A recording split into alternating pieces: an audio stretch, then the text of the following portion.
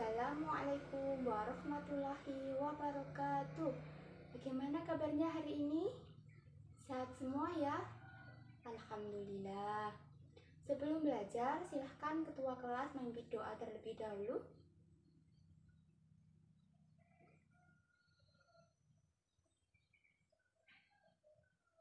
Nah, sekarang coba lihat teman kanan dan kiri kalian.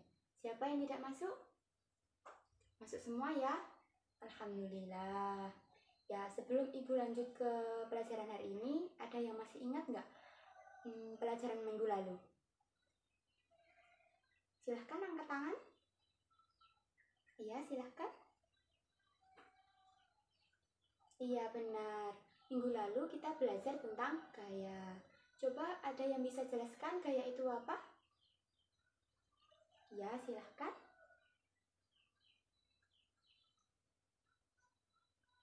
Iya benar, gaya adalah gerakan tarikan dan dorongan. Gaya dapat mengubah bentuk, arah, dan kecepatan benda. Ada yang tahu gaya apa aja? Iya, silahkan. Iya benar, gaya itu ada gaya otot, gaya pegas, gaya listrik statis, gaya magnet, gaya gravitasi, dan gaya gesek. Selain itu, kita belajar tentang apa lagi? Ya, silahkan.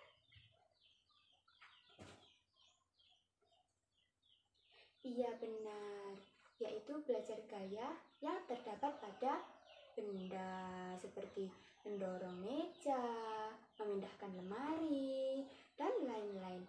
Nah, setelah belajar tentang mekanisme benda yang bergerak dan gaya-gaya yang berlaku dalamnya, pernahkah teman-teman berpikir bagaimana tubuh kita dapat bergerak? Nah, hari ini kita akan belajar tentang sistem gerak manusia. Ada yang tahu apa itu sistem gerak? Ya, silakan.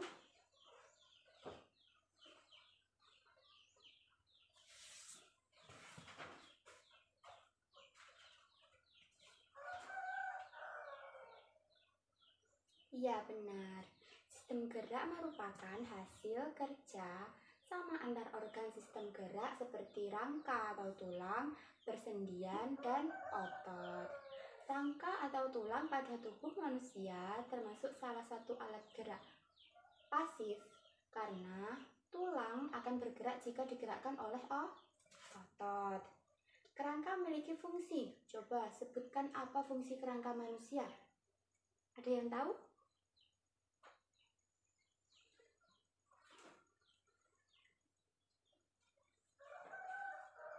Iya, benar. Jadi, fungsi kerangka manusia itu yang pertama sebagai penegak tubuh, sebagai pembentuk tubuh, sebagai tempat melekatnya otot atau otot rangka, sebagai pelindung bagian tubuh yang penting, sebagai tempat pembentukan sel darah merah, dan sebagai alat gerak pasif.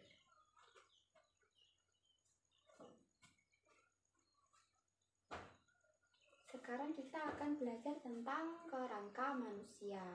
Kerangka manusia dikelompokkan menjadi berapa? Ada yang tahu? Ya, benar. Kerangka manusia dikelompokkan menjadi 3, yaitu yang pertama bagian tengkorak, yang kedua bagian badan, dan yang ketiga yaitu bagian alat gerak. Yang pertama kita akan pelajari bagian tengkorak. Nah, teman-teman ada yang tahu nggak tulang tengkorak itu apa? Ya, benar. Tulang tengkorak adalah sekumpulan tulang yang membentuk struktur wajah dan kepala sekaligus melindungi otak dari benturan. Tulang tengkorak bisa dibagi menjadi 2 kelompok utama, yaitu tulang kepala kranium dan tulang wajah.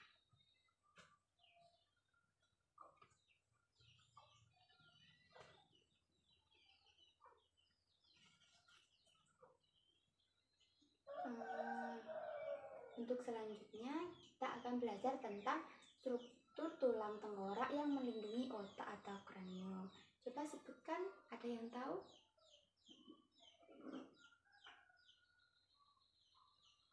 Ya, benar. Yang pertama yaitu ada tulang dahi. Tulang dahi berbentuk pipih, berfungsi untuk melindungi otak, sekaligus menopang struktur kepala, termasuk rongga hidung dan mata. Yang kedua yaitu ada tulang ubun-ubun.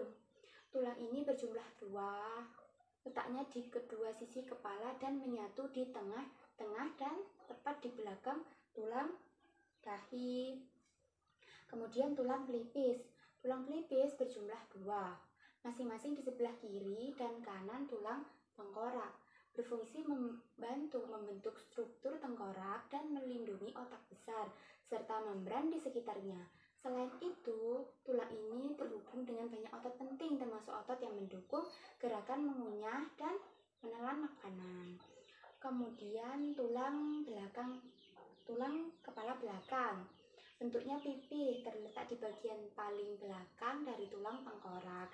Tulang ini memiliki sebuah lubang tempat lewatnya saraf tulang belakang agar bisa terhubung ke otak. Fungsi lain untuk melindungi bagian otak yang memproses penglihatan. Tulang ini juga berperan dalam mengatur pergerakan. Gimana? Apakah sudah paham? Oh iya, tulang belakang tadi selain mengatur pergerakan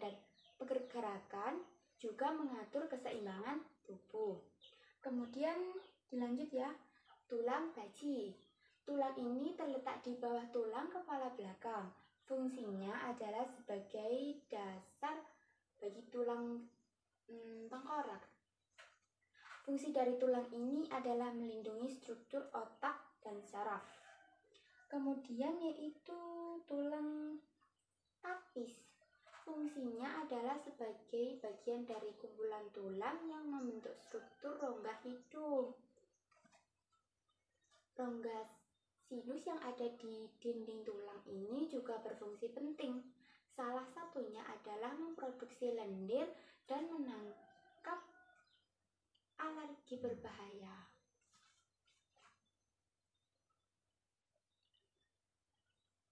Kemudian kita akan belajar bagian-bagian tulang wajah. Tulang wajah merupakan bagian dari tulang tengkorak kepala. Berikut ini bagian-bagiannya. Yang pertama adalah tulang pipi. Berbentuk seperti persegi panjang dan terletak tepat di bawah kedua mata.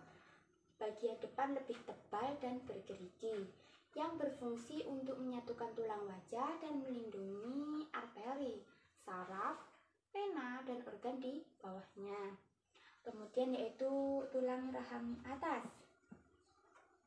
Terdiri dari 2 tulang maksila berbentuk piramida yang menyatu di bagian tengah dan memisahkan rongga hidung dengan mulut. Fungsinya adalah untuk menegaskan bentuk wajah, tempat tumbuhnya gigi atas, serta mendukung proses mengunyah dan juga untuk berbicara. Sampai di sini sudah paham?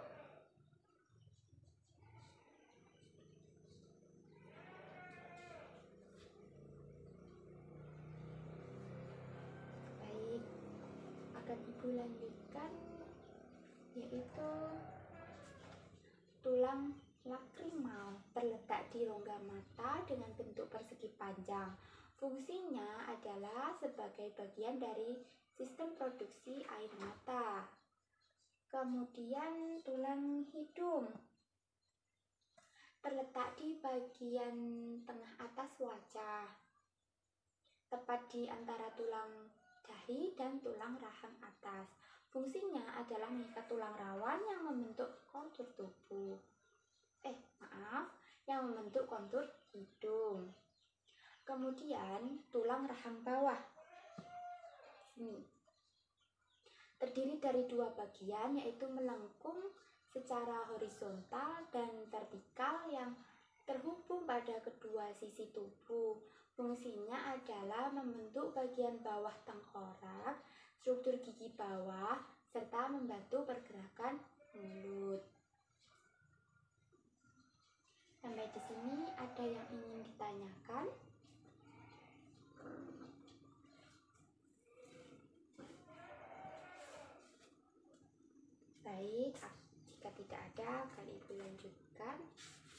yaitu tulang rangka bagian badan. Yang pertama yaitu tulang belakang. Ada yang tahu tulang belakang? Iya, benar. Tulang belakang terletak di bagian tengah tubuh. Fungsinya adalah untuk menopang tubuh dan menjadi tempat melekatnya tulang rusuk.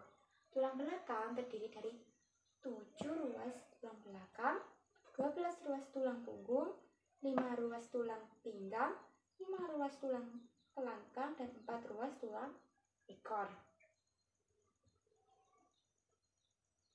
Ada yang ditanyakan? Baik. Paham ya? Kemudian kita akan belajar pada tulang dada. Tulang dada merupakan tempat melekatnya tulang rusuk bagian depan. Tulang dada terdiri dari 3 bagian, yakni bagian hulu atau tangkai, kemudian bagian dada, dan bagian baju pedang. Tulang rusuk atau tulang iga terdiri 3 jenis tulang, yakni 7 pasang tulang rusuk sejati, kemudian 3 pasang tulang rusuk palsu, dan 2 pasang tulang rusuk melayang. Sini tulang rusuk melayang.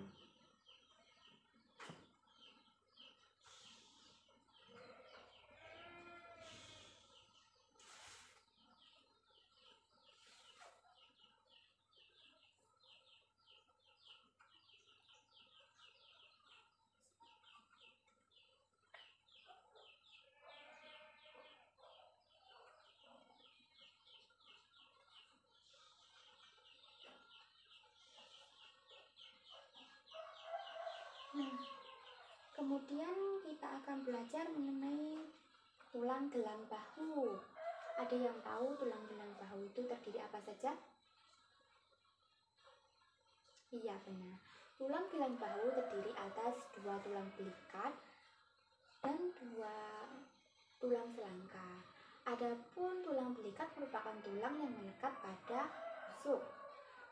Bentuk tulang belikat adalah segitiga pipih dengan tonjolan yang disebut gagak. Sementara itu, tulang selangka melekat pada tulang dada. Kemudian kita akan belajar tulang gelang panggul. Ada yang tahu? Coba sebutkan tulang gelang panggul itu terdiri dari apa saja? Ya, silahkan.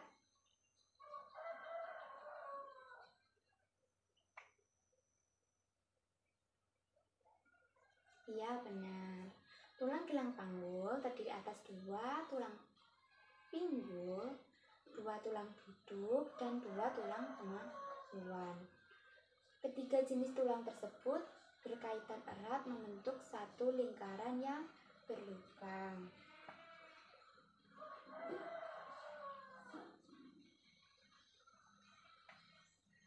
Kemudian kita akan belajar tentang anggota gerak. Anggota gerak ada berapa?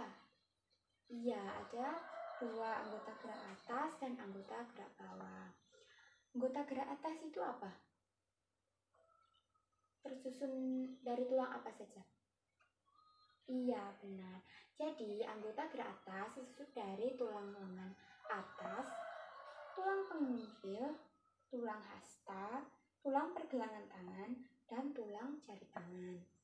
Dan untuk anggota gerak bawah, itu terdiri dari tulang paha, tulang tempurung lutut, tulang bebas, tulang kering, tulang pergelangan kaki, tulang telapak kaki, dan tulang jari kaki. Nah, setelah itu kita akan belajar pengelompokan tulang berdasarkan jenisnya. Pengelompokan tulang berdasarkan jenisnya itu ada 2, yaitu tulang rawan dan tulang keras.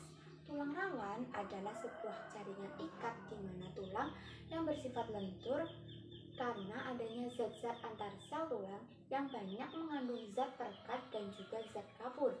Pada orang dewasa, tulang rawan terdapat pada hidung, telinga,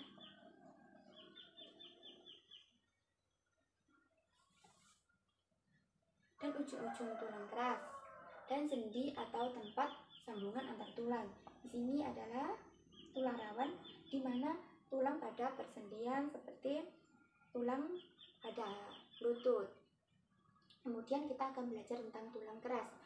Tulang keras adalah kulit luar tulang pipa yang padat dan keras, serta memiliki sifat kaku. Tulang ini terbentuk dari tulang rawan yang mengalami osifikasi atau penuangan. Jenis tulang keras yaitu ada tulang paha, tulang lengan, kemudian ada tulang betis, dan yang terakhir ini. Ini apa? Coba. Ada yang tahu ini gambar tulang apa? Ayo silahkan yang mau jawab.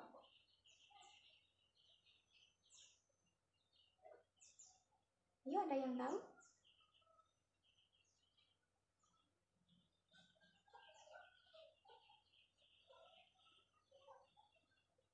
Ada yang tahu tidak ini tulang apa?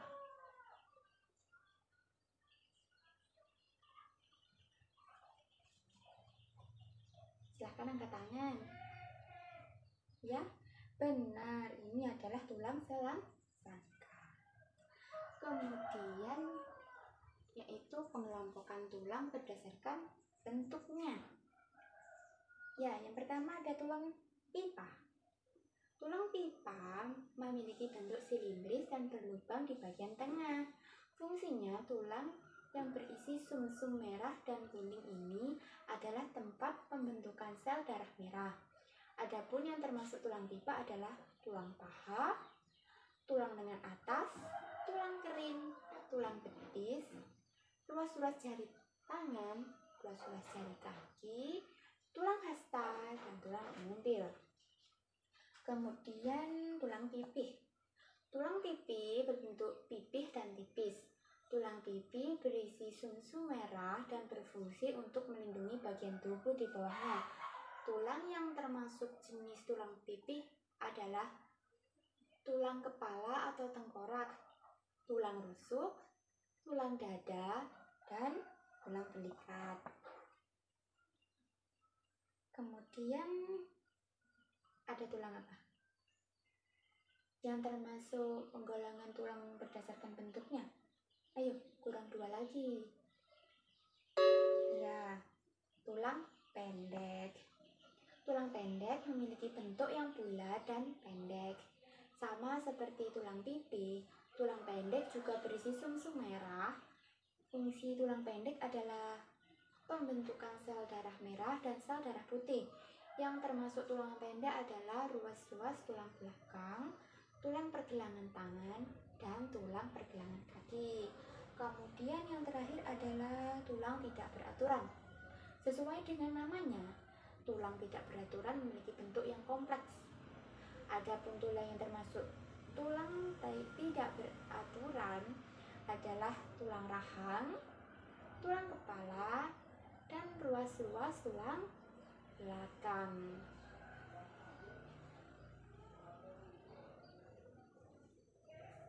Selanjutnya kita akan belajar sendi pada sistem gerak. Ada yang tahu sendi itu apa? Ya, silahkan. Ya, benar. Sendi adalah bagian yang menghubungkan tulang dan membantu tubuh untuk bergerak.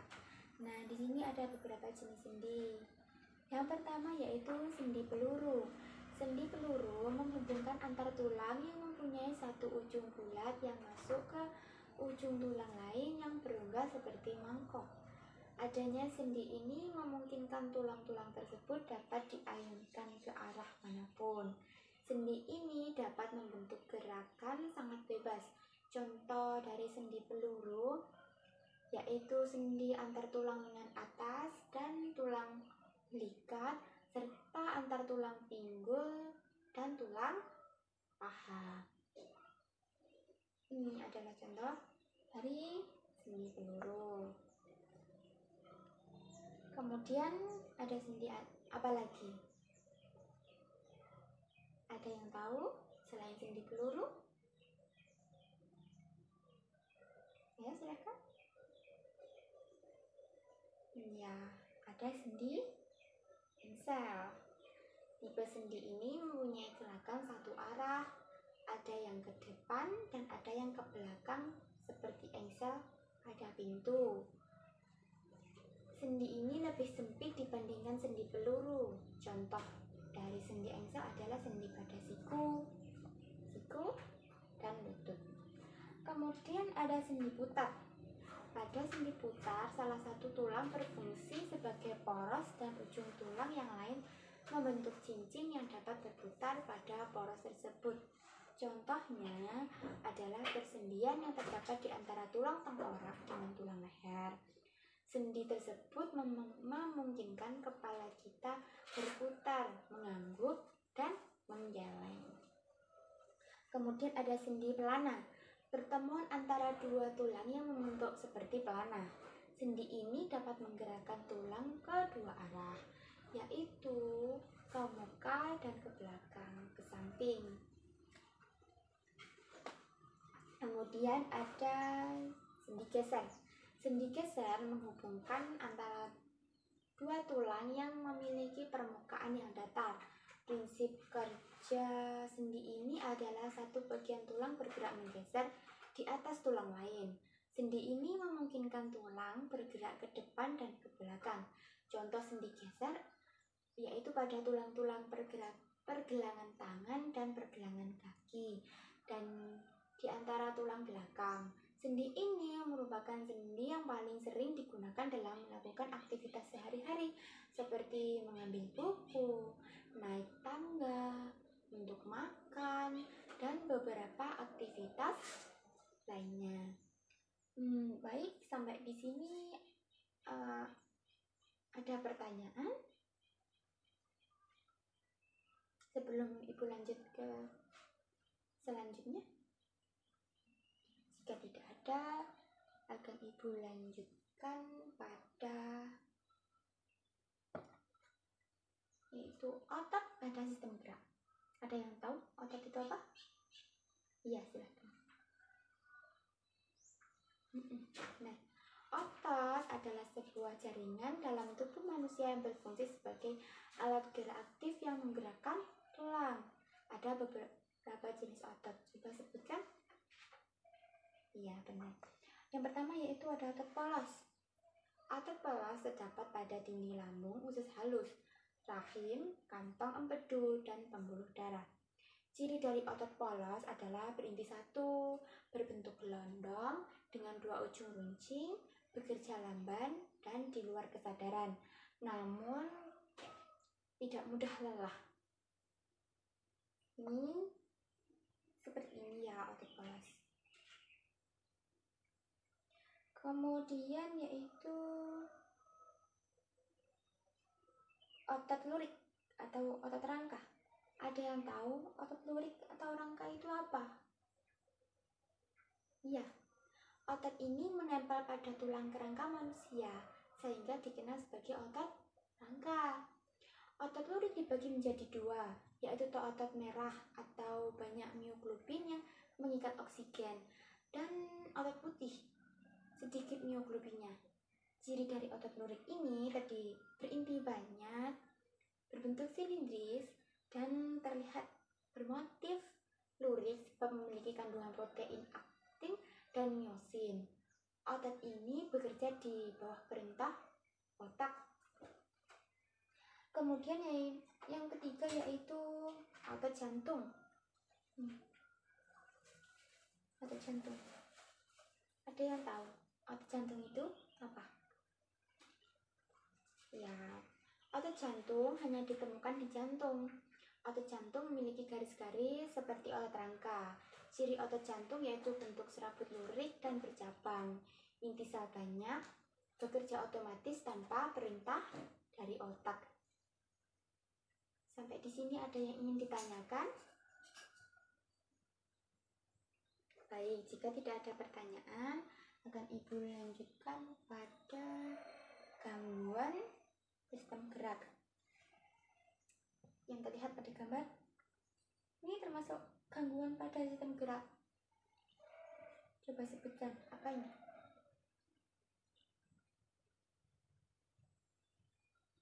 Ada yang tahu? Ini merupakan contoh tulang sehat dan ini adalah osteoporosis. Jadi, osteoporosis itu disebabkan karena kekurangan kalsium. Osteoporosis umumnya terjadi pada orang dewasa dan orang tua. Orang tua biasanya menghasilkan sedikit hormon, sehingga osteoblas sebagai pembentuk tulang kurang aktif dan massa tulang pun menjadi berkurang. Tulang yang kekurangan mineral akan menjadi rapuh dan juga akan menjadi mudah patah. Kemudian yang kedua ini apa? Artritis. Artritis adalah penyakit sendi. Penderita penyakit ini mempunyai tulang rawan sendi yang rusak. Kerusakan ini menyebabkan sendi menjadi sakit dan bengkok.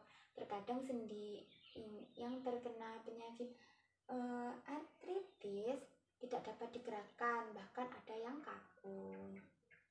Artritis ini adalah metabolisme asam urat yang terganggu, sehingga asam urat tertimbun pada sendi dan menyebabkan sendi, terutama pada jari-jari tangan maupun jari-jari kaki, menumpukan kabur di antara dua tulang mengakibatkan sendi sulit digerakkan dan kaku. Upaya untuk mengurangi penyakit ini yaitu dengan mengkonsumsi makanan yang seimbang. Kemudian yang ketiga yaitu fraktura atau patah tulang. Salah satu penyebab terjadinya patah tulang adalah tulang mengalami benturan keras, misalkan saat kecelakaan atau jatuh dari ketinggian. Kemudian yaitu, nah ini coba dilihat gambar apa? Ini adalah contoh tulang sehat. Kemudian kifosis, ini lordosis, dan skoliosis. Ada yang tahu kifosis itu apa? Iya, kifosis merupakan kelainan dengan melengkungnya tulang belakang yang berlebihan ke bagian dada ke arah belakang. Penderita kifosis tubuhnya terlihat bungkuk. Kifosis dapat disebabkan karena penyakit misalkan TBC dan rickettsia atau kebiasaan posisi duduk yang salah. Kemudian lordosis. Ayo coba sebutkan lordosis itu apa? Ada yang tahu? Ya, silahkan angkat tangan. Iya, benar. Lordosis merupakan kelainan dengan melengkungnya tulang belakang yang berlebihan ke arah depan di bagian pinggang. Orang yang mengalami kelainan ini, pinggangnya terlihat lebih menonjol ke depan. Kemudian yaitu skoliosis. Skoliosis adalah melengkungnya tulang belakang ke arah samping. Skoliosis dapat disebabkan oleh polio atau kebiasaan posisi duduk yang salah. Kemudian ada upaya untuk menjaga kesehatan pada sistem gerak. Yang pertama yaitu meningkatkan kandungan kalsium dalam asupan makanan. Makanan yang banyak mengandung kalsium diantaranya susu, kangkung, kedelai dan olahannya, ikan salmon, kacang almond, dan brokoli. Kemudian berjemur pada sinar matahari pagi, karena sinarnya sangat baik untuk membantu pembentukan vitamin D yang sangat penting dalam membantu penyerapan kalsium dan makanan.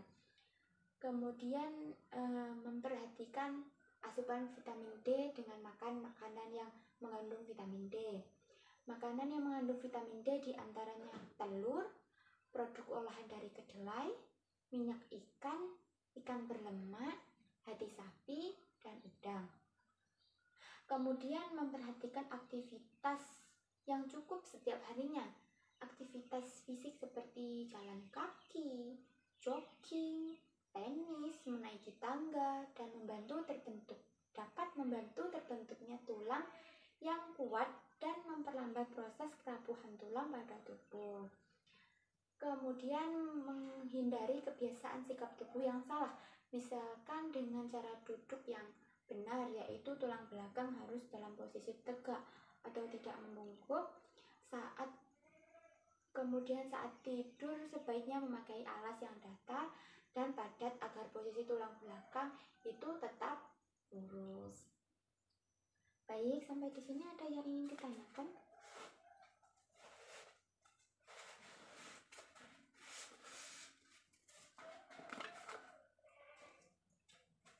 Jika tidak ada, selanjutnya ibu akan bagi menjadi 4 kelompok ya. Semua kan ada 20 dibagi 4, jadi ada 5 anak dalam satu kelompok. Nah, urut absen saja ya. Absen 1 sampai dengan absen 5 kelompok 1, absen 6 sampai dengan absen 10 kelompok 2, dan seterusnya. Nah, semua anggota sudah berkumpul dengan masing-masing kelompok? Iya. Jika sudah, silakan berdiskusi dengan teman sekelompoknya mengenai sistem gerak pada manusia. Nanti yang belum paham atau jika ada yang ditanyakan, silakan ditanyakan pada ibu ya. Ibu beri waktu 15 menit cukup ya. Ya, silakan didiskusikan.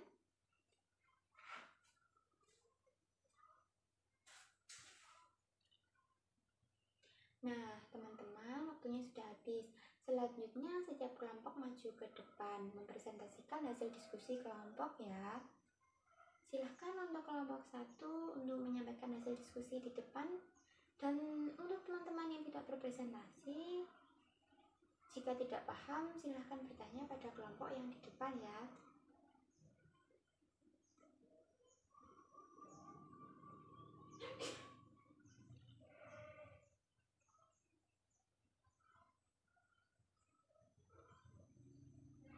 Baik, semua kelompok sudah maju.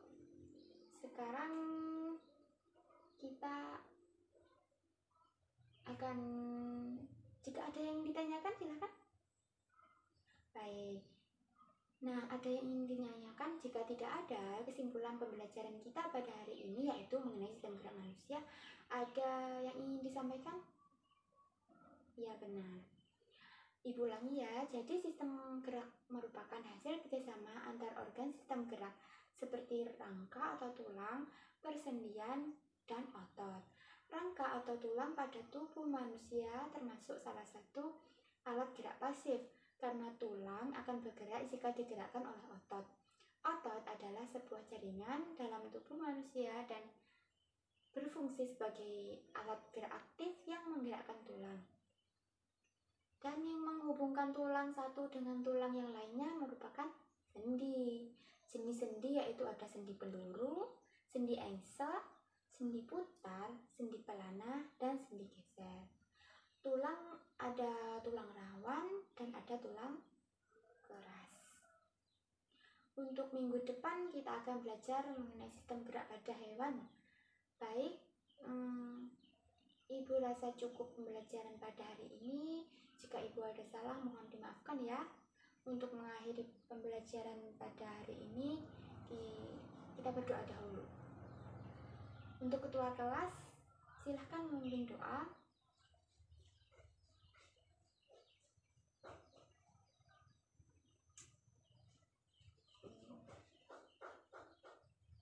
Ya, sebelum ibu mengakhiri pembelajaran pada hari ini, kita mengucapkan alhamdulillah terlebih dahulu secara bersama-sama. Alhamdulillah. Sekian dari ibu. Wassalamualaikum warahmatullahi wabarakatuh.